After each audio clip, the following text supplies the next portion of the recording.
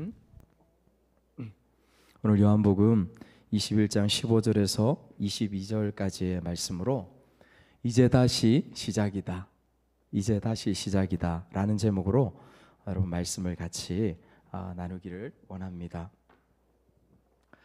여러분 2025년도 오늘이 부활절 주일입니다. 그래서 부활절 주일마다 우리가 늘 인사하던 게 있었죠. 여러분 기억나십니까? 안 나십니까?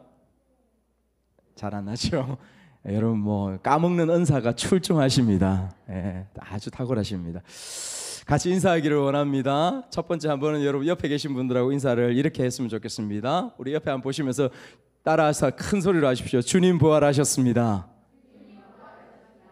주님 부활하셨습니다. 네, 이제 앞을 보시고 우리도 부활합니다. 그리고 우리는 영원히 삽니다. 우리는 영원히 삽니다. 할렐루야. 네, 우리는 영원히 삽니다. 죽음이 우리를 침범치 못하십니다. 여러분 오늘 이 부활절 예배 가운데 제목을 이제 다시 시작이다. 어디서 많이 들어본 것 같지 않습니까? 아니요. 이현아 고마워. 어디서 많이 들어본 것 같지 않습니까? 이제 다시 시작이다. 젊은 날의 꿈이여. 이 노래 모르십니까? 네. 온 세대 예배 갔습니다. 이현아 좋아, 아주 멋있어. 네. 거기서 그 가사에서 이제 다시 시작이다라는 가사가 나옵니다. 여러분 이 부활절 맞아서 제가 말씀 보면서 묵상하면서 이 가사가 갑자기 생각나더라고요. 그래서 이 제목을 그대로 따왔습니다. 이제 다시 시작이다. 젊은 날의 생이여, 젊은 날의 꿈이여, 이렇게 하죠. 주님의 부활을 묵상하면서 부활이 다시 시작하는 것이다 라는 그런 생각들을 하게 되었습니다. 여러분 죽음은 무엇이에요? 죽음은 끝이죠. 죽음은 가지고 있던 소망들을 내려놓는 것, 포기하는 것, 그것이 죽음인 것 같습니다.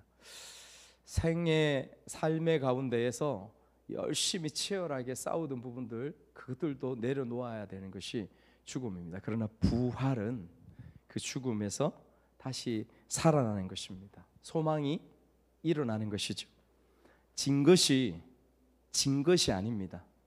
다시 싸우고 겨루고 결국은 승리하게 되는 것이 부활이라고 하는 것입니다. 부활의 사전적 의미를 제가 한번 성경에서 사전에서 한번 찾아보았어요. 의미가 이렇게 되어 있습니다. 첫 번째 의미, 죽었다가 다시 살아남. 두 번째 의미는 쇠퇴한 것이나 없어진 것이 다시 성하게 일어나는 것, 이러한 뜻을 가지고 있습니다. 그래서 이 의미처럼 예수님께서 그 죽음을 이기시고 다시 살아나셨습니다. 부활하셨죠. 다시 죽지 않습니다. 가을에 잎이 지고 죽은 것처럼, 겨울을 접어드는 것처럼 그렇게 되는 것이 아니라 완전히 죽었다가 완전히 살아난 것을 말씀하고 있습니다. 사랑하는 여러분, 그 부활을 믿습니까? 아멘. 네, 똑바로 대답하세요. 부활을 믿으십니까? 우리도 부활할 것을 믿으십니까? 아멘. 네, 그리스도인은 이것을 믿는 사람들, 그를 일컬어 그리스도인이라고 말씀하고 있는 것입니다.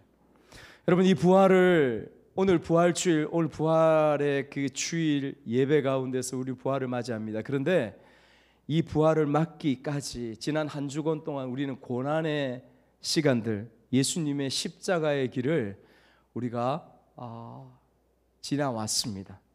묵상도 하셨고 또 생각도 하시고 또 말씀을 읽기도 하시고 그렇게 지내오셨을 것입니다.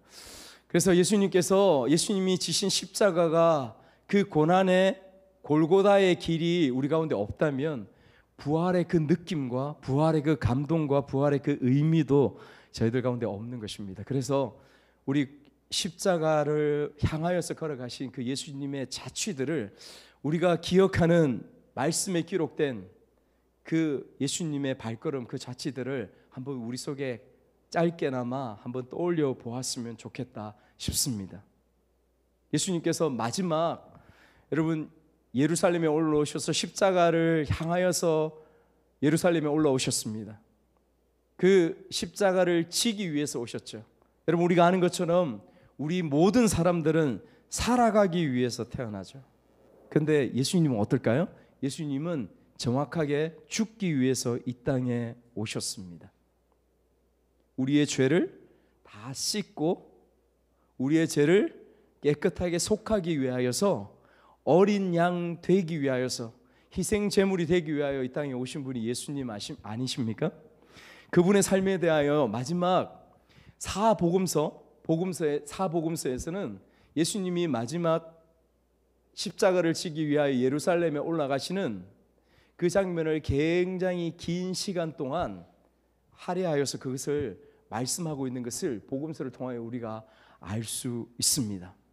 여러분, 예수님께서 지난 종려주일 가운데에, 고난주일이 시작될 때에 예수님은 그 종려주일에 사람들의 환호성 가운데서 예루살렘에 입성하였죠.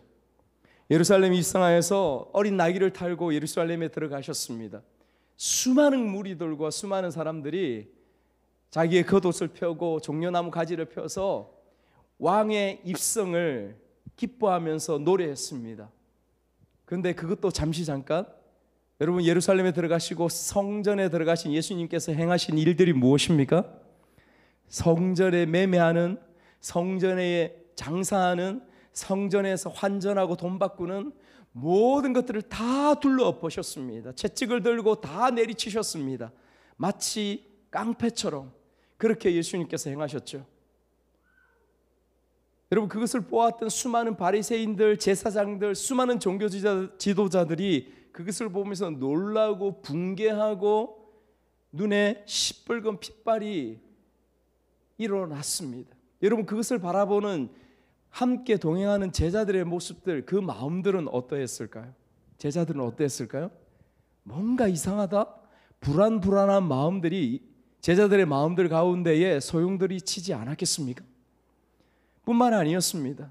그 아름다운 성전을 바라보면서 돌 하나 위에 돌도 있지 않을 것이다, 다 무너지고 다 소재될 것이다, 주님께서 그 말씀을 그들에게 하셨습니다. 그들의 자부심이었고 그들이 자랑스럽게 여기는 그 성전, 거기에 대해 주님께서 그렇게 말씀하셨습니다. 낮에는 성전에 들어가셔서 계속해서 바리새인과 종교 지도자들과 같이 논쟁하셨습니다. 말씀을 선포하셨습니다. 권위에 대하여서, 하나님 나라에 대하여서. 밤에는 길 건너, 계곡 건너 감림산으로 나오셔서 습관을 쫓아서 나아가셔서 기도하셨다고 그렇게 말씀하고 있으시죠. 우리가 잘 아는, 여러분, 겟세마네 동산이 그 감림산 가운데에 있습니다. 그렇게 며칠을 지나셨어요. 그리고 마침내 예수님께서 군병들에게 잡히시기 첫날 밤에 주님은 겟세마네 동산 가운데에 나아가셔서 그곳에서 땀방울이 핏방울이 떨어지는 것 같은 모양으로 그렇게 힘들게 고통하면서 하나님을 향해서 부르짖었던 모습들을 우리가 기억합니다. 아버지, 할 수만 있다면 이 잔이 저에게서 지나가게 해주십시오. 아버지, 할 수만 있다면 이 십자가, 이 고통, 이 수치, 이 부끄러움, 이 두려움 저에게서 떠나가게 해주십시오. 예수님의 울부짖음이 아니었습니까? 그러나 하나님께서 응답하신 것은 무엇입니까? 그렇게 기도하고 돌아온 자리, 그곳에 예수님께서 사명을 가지고 보내심을 받은, 예수님께서 걸어갈 수밖에 없는 그 사람, 그 영혼들이 그곳에서 자고 있었습니다. 주님의 십자가가 아니면, 주님께서 죽음의 길, 이 길이 아니면 도무지 이 잠자고 있는 영혼들, 이 잠자고 있는 인생을 살아가고 있는 이 죄악된 사람을 구원할 수 있는 길이 아무것도 없었음을 주님께서 보신 것이죠. 응답이었습니다. 예수님께서 마지막 기도의 자리 가운데 나아가셔서 결정하셨습니다. 아버지, 당신의 뜻이 저희 가운데 이루어지기를 원합니다. 군병들이 나와왔습니다. 잡혔습니다. 그리고 빌라도 총독에게 맡긴 바 되어지고 골고다 십자가의 길로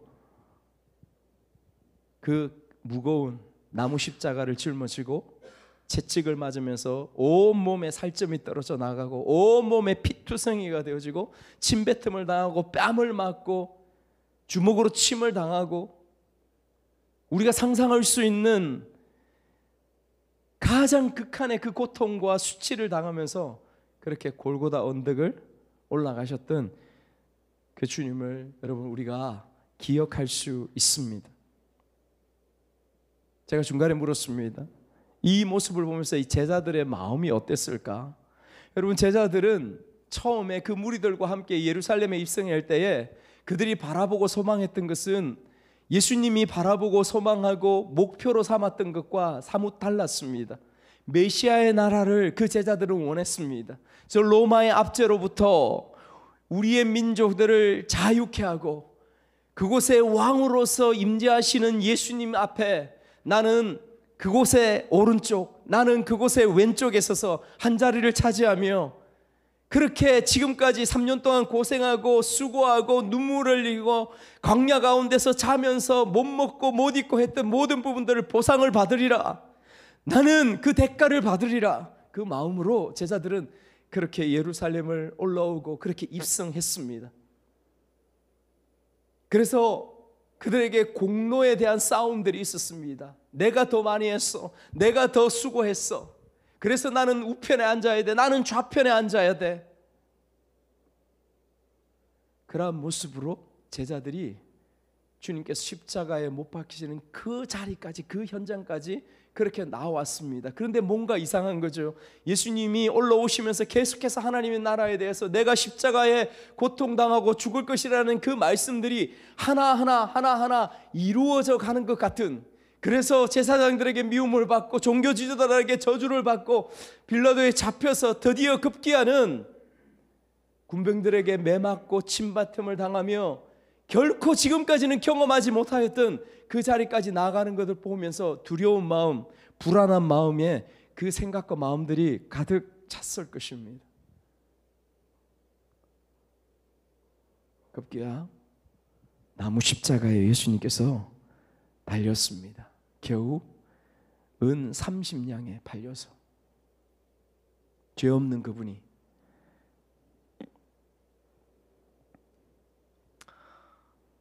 여러분, 그 십자가 위에서 예수님께서 외치신 말씀들이 있지요.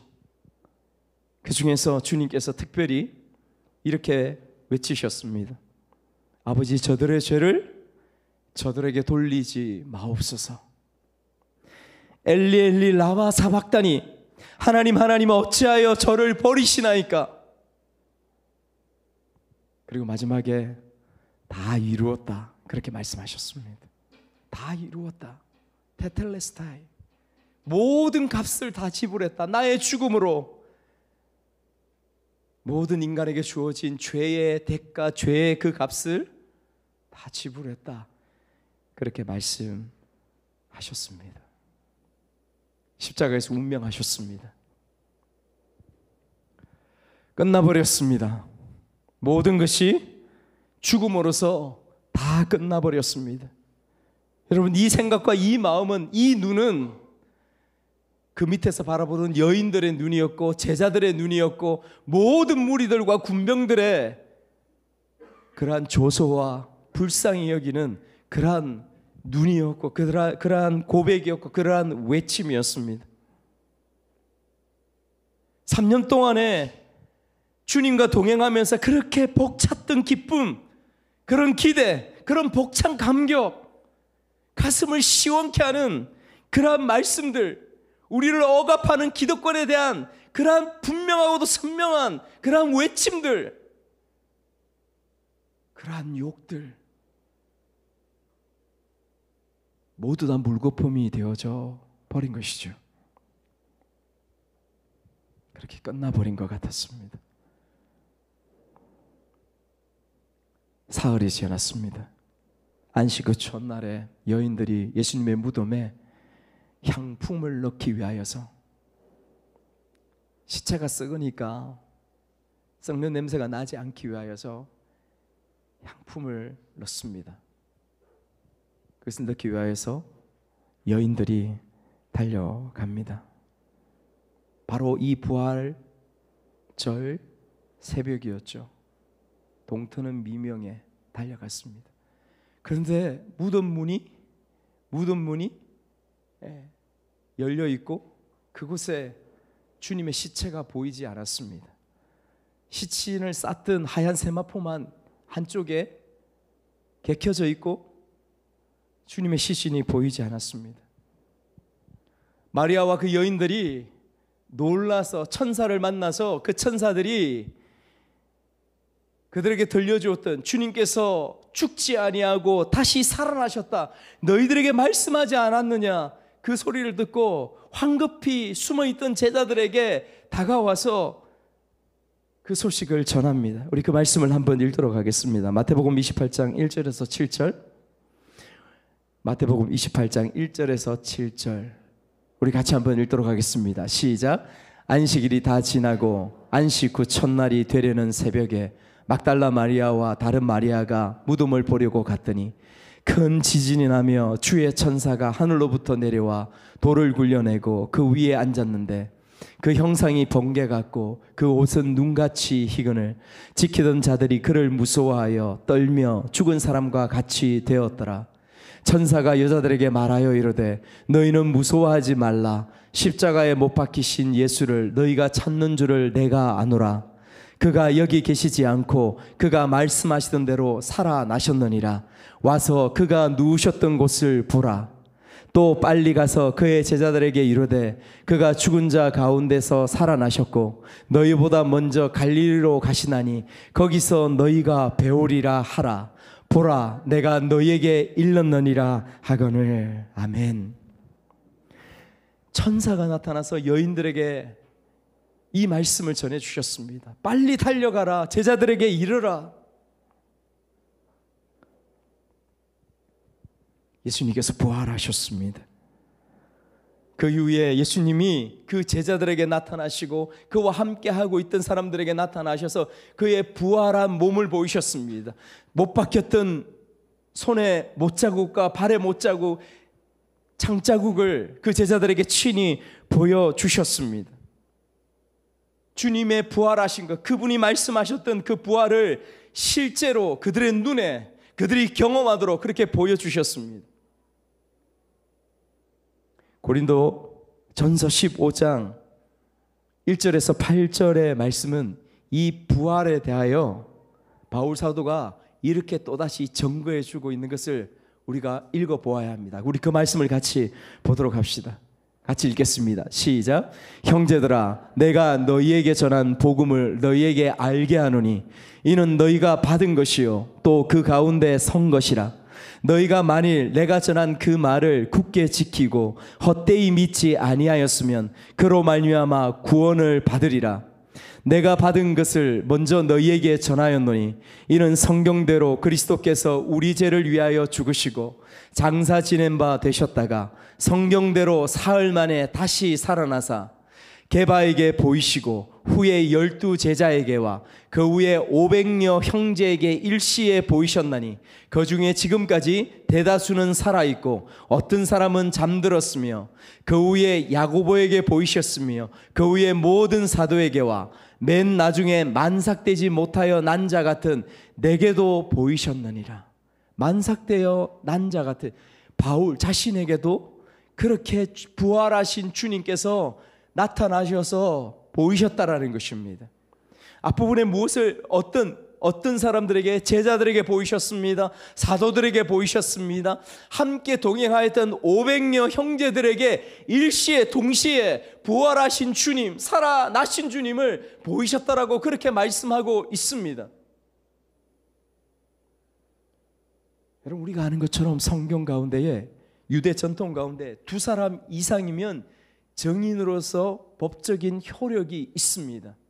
두 사람의 증인이 찾아와서 그 사실을 이야기하면 그것이 법정 가운데 효력이 있어 그것을 사실로 진실로 받아들입니다. 그런데 여기서 여러분들이 읽으셨던 것처럼 수많은 제자들 가운데 그리고 500여 형제들 가운데 일시에 부활하신 주님을 동시에 보이셨다라고 말씀하고 있습니다.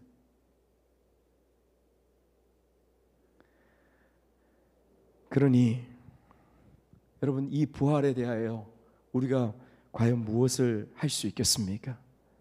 사랑하는 여러분, 다시 한번 질문합니다. 여러분, 부활을 믿습니까? 여러분, 우리가 예수 그리스도를 믿는다는 것은, 우리가 하나님을 믿는다는 것은, 우리가 가지고 있는 이 성경이 하나님의 말씀이라는 것을 믿는다는 것은 주의 부활하심을 우리가 의심치 아니하고 확신하며 믿는 것을 의미하는 것입니다. 여러분, 우리가 어떻게 믿습니까? 우리의 눈으로 그것을 목도하였습니까? 아니요. 주께서 말씀하시는 것처럼 우리에게 말씀하시는 하나님의 말씀으로 믿습니다. 본고로 믿느냐? 보지 않고 믿는 자는 더 복되도다 말씀하신 그 말씀에 의지하여 우리가 믿음으로 주 예수 그리스도께서 부활하신 것을 믿습니다. 성령을 통하여서 우리의 마음 가운데 그것이 믿어지게 하시는 그 성령을 통하여 우리가 믿습니다. 하나님의 불꽃 같은 진리의 말씀을 통하여 부활하신 그 주님을 여러분, 우리가 믿지 않습니까? 일타 강사 이지영인가 김지영인가라는 분이 있습니다. 그분이 인문학 강의를 합니다. 굉장히 똑똑한 분이에요. 서울대 나오고 최근에 했던 것 같은데 제가 살짝 스킵하면서 본 적이 있습니다. 인문학에 대하여 종교도 그곳에 들어가니까 각 종교에 대해서 설명하는 부분이 있었습니다. 기독교에 대해서 설명했습니다. 예수님이 부활했다고 하는데 이것에 대해서는 어떻게 생각합니까? 어떻게 이해해야 합니까? 그분이 이렇게 대답했습니다. 우리나라의 전통 가운데에, 우리나라의 신화 가운데 당군 신화가 있지 않습니까? 그 토템, 그 당군 신화 가운데에 당군이라는 사람은 존재했지만은 그 당군 신화 가운데에 쓴 쑥을 먹은 곰이 있지 않습니까? 그 신화, 그 토템 신앙이 나라가 처음 시작하고 할 때에 이것이 만들어졌습니다. 기독교의 부활도 이것과 똑같을 것입니다. 이렇게 설명을 했습니다. 여러분, 이것이 세상입니다. 이것이 가장 똑똑한 사람들, 이 세상에서 정말 배울 만큼 배운 사람들조차도 하나님을 알지 못하고 진리의 말씀 가운데 서지 못하면 이 고백들, 이 지식 가운데 나아갈 수밖에 없는 것입니다. 역사가 증명하는데도, 역사가 사실로 이야기하는데도 여러분, 이렇게 생각하고 얘기하고 있습니다. 안타까운 일이죠. 여러분, 우리가 수많은 주님의 부활에 대한 증거를 이해할 때에 수많은 역사학자들이나 신학자들이 가장 중요하게 한 가지 다루는 부분들이 있습니다. 그것은 무엇이냐면, 세상 학자들도 한 가지를 이야기합니다. 무엇이냐면, 정말 이상하다, 우리가 믿지는 않는데 정말 이상한 게 있다. 그건 무엇이냐면, 성경에 뿐만 아니라 다른 외경들, 다른 역사들 가운데도, 유대 역사들 가운데도 예수에 대한 증거들이 그대로 다 기록되어 있습니다. 그런데 정말 이상한 것은 예수가 부활했다라는 그 사실들, 지금 우리가 보았던 이 말씀 이후에 어떻게 그 제자들이, 그렇게 비겁하고 그렇게 굴욕적이고 그렇게 두려워했던 그 제자들이 그렇게 목숨을 던져서, 그들의 인생을 던지고 그들의 삶을 던져서 그렇게 짧은 시간에 변화될 수 있지? 왜 그렇게 그들의 목숨을 초계와 같이 던지고 로마의 그 거대한 왕국들이 기독교화 될 수 있지? 왜 복음이 그렇게 빠르게 번져갈 수 있지? 라는 부분들의 의문을 제기합니다. 이것이 세상 역사 가운데 이런 부분들이 있었던가? 없다라는 것입니다. 그래서 믿지는 않지만은 이것이 정말 신기할 따름이다. 이것이 정말 놀라울 따름이다. 사람이 이렇게 동시에 동일하게 사람들이 이렇게 바뀌고 변화될 수 있어? 부활의 증거라고 하시는 것입니다. 여러분, 이것을 그 지식층들의 입술과 마음에 찾는 것이 아니라 우리가 사도행전 가운데서 말씀 가운데서 그 제자들이 어떻게 변화되어진가를 우리가 말씀을 통하여 보았지 않습니까? 보지 않습니까? 그 증거들이 그곳에 나타나고 있습니다.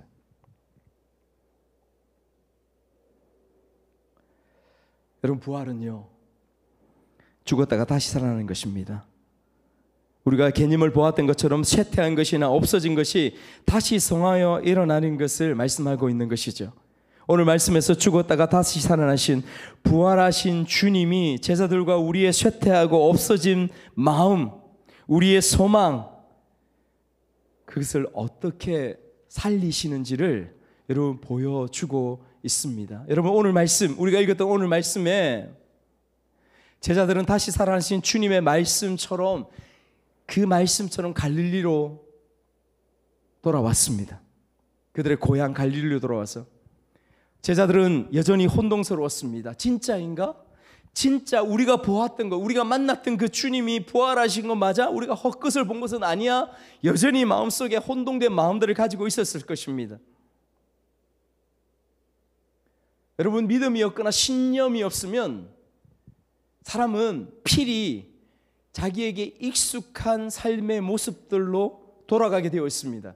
그것이 무엇을 통하여 볼 수 있습니까? 갈릴리 바닷가에 배를 띄우고 다시 고기 잡으러 나아가는 제자들의 허망한 모습들을 볼 수 있는 거예요. 그물을 던졌습니다.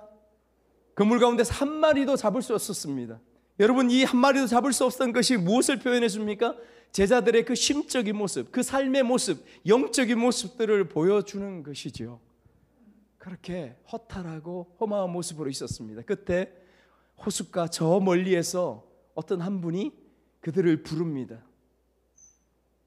누구셨습니까? 예수 그리스도셨습니다. 그 배에 있던 제자들이 그것을 알아챘습니다. 베드로는 배에서 그냥 가까이 오자 그냥 수영하고 걸어갈 수 있을 정도 되자 배에서 뛰어내렸습니다. 온 옷이 다 젖도록.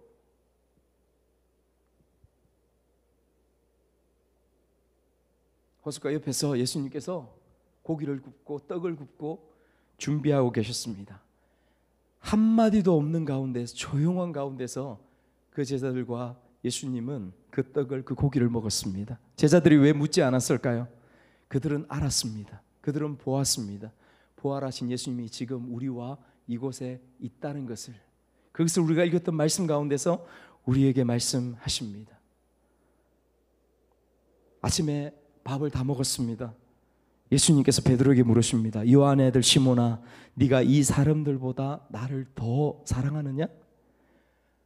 두 번째 물으셨습니다. 세 번째도 똑같이 물으십니다. 요한의 아들 시몬아, 네가 나를 사랑하느냐? 여러분, 이 말씀을 우리는 들으면서 많은 은혜를 누려왔습니다.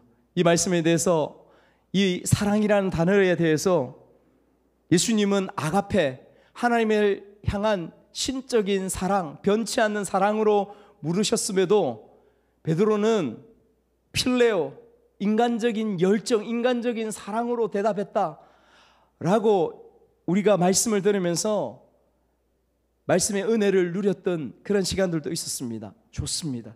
그런데 성경 전체를 보면요, 이 해석이 온전히 다 맞는 것은 아닙니다. 왜냐하면 성경에서 하나님의 사랑에 대해서 표현할 때 아가페라는 단어로 사용하기도 하고 필레오라는 단어로 하나님에 대한 사랑을 표현한 것들이 얼마든지 많이 있습니다. 혼용해서 사용했던 것을 볼 수가 있습니다. 그렇다면 여러분, 이 말씀에서 우리가 가장 중요하게 생각해야 될 부분들이 무엇인가? 저는 두 가지가 있다고 생각합니다. 첫 번째는 무엇이냐면, 주님께서 반복하여서 세 번이나 물으시면서 썼던 그 단어가 사랑이라는 단어라는 거예요. 네가 나를 사랑하느냐? 시몬 베드로의 네가 나를 사랑하느냐? 라고 물으신 것입니다. 세 번을 반복해서 똑같은 질문을 하였다는 것이죠.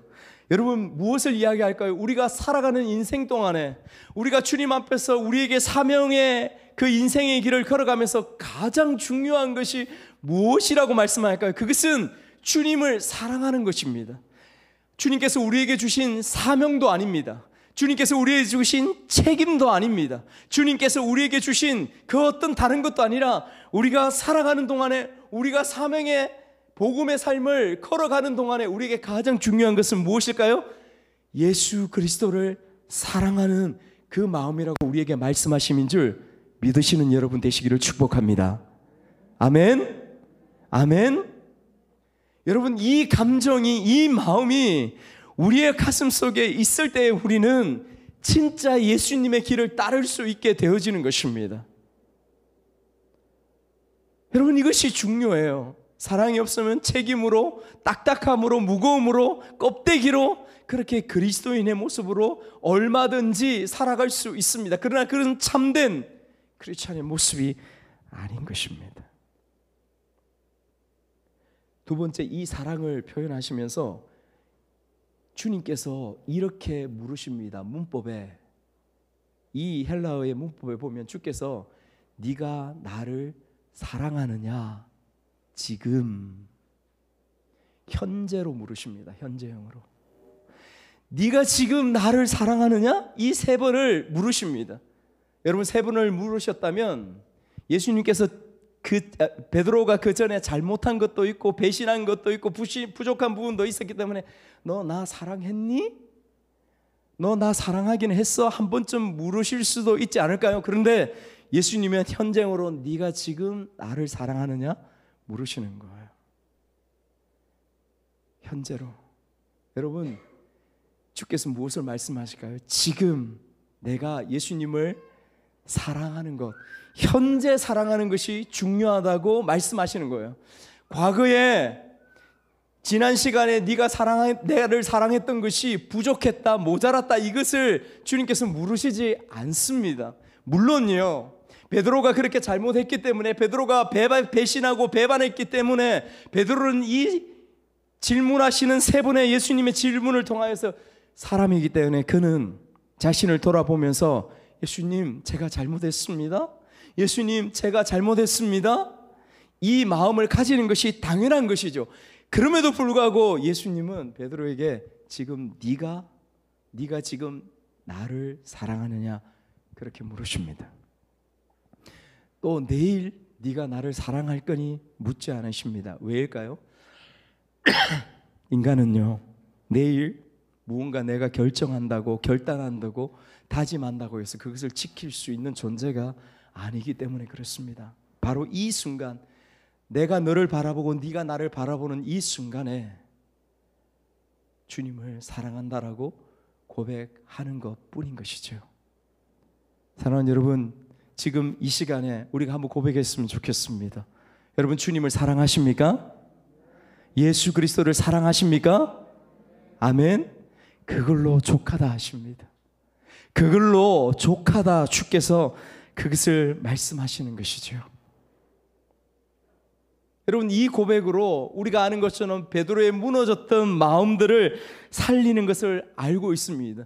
예수님은 보십시오. 예수님은 죽음에서 부활하셨습니다. 예수님은 죽음에서 부활하신 그 부활로 말미암아 우리가 그 개념을 보았던 것처럼 쇠퇴하고 무너졌던 베드로의 그 마음들, 그 함께 있었던 제자들의 무너졌던 그 실패의 마음들, 그 자괴감들, 그 두려웠던 마음들, 그것을 다시 일으켜 세우고 살리시는 것을 여러분, 우리에게 이 말씀은 보여주고 있는 것이죠. 이것이 무엇일까요? 부활이라고 하는 거예요. 부활이라고. 우리의 현실 가운데, 오늘이라는 삶 가운데에 예수님의 부활이 어떠한 모습으로, 어떠한 역할들을 통하여서 우리에게 나타날까요? 지금 제자들을 살리시는 것처럼 그 부활, 우리의 심령과 우리의 생각과 우리의 마음들, 우리의 삶이 어떠했든지 간에, 부족했든지 간에, 넘어졌든지 간에 그것으로 인하여 자괴감과 실패감과 절망 가운데 있던 그 마음들이 오늘 예수 그리스도의 부활로 말미암아 우리의 심령에서도, 우리의 마음 가운데서 다시 부활하고 살아나야 되는 것을 말씀하고 있는 줄 믿으시기 바랍니다. 여러분, 그것이 부활입니다. 지금 그것을 말씀하고 있는 거예요. 여러분, 그래서 베드로의 마음 가운데 희망이 쏟아지지 않겠습니까? 열정이 다시 쏟아지지 않겠습니까? 그래서 예수님께서 베드로에게 이야기하십니다. 네가 젊었을 때에는 스스로 띠뛰고 너의 길을 갔지만은, 너의 삶을 살아갔지만은, 이제는 너의 인생이 나에게 붙잡힌 바 된 그 인생을 살아갈 것이다. 여러분, 이 말씀이 18절의 말씀입니다. 그러면 제가 베드로 같으면, 한 믿음 하는 베드로 같은 저 같으면, 예수님 알겠습니다. 예수님 저에게 은혜를 주셔서 그 길을 걸어가겠습니다. 그렇게 대답할 수 있을 것 같은데, 베드로는 또다시 아쉬운 모습을 여지없이 보입니다. 베드로가 묻는 것이 무엇입니까? 베드로가 네 주님 감사합니다. 네 주님 이제 실패하지 않고 주님 말씀하신 그 길을 걸어가겠습니다. 이렇게 대답하지 않습니다.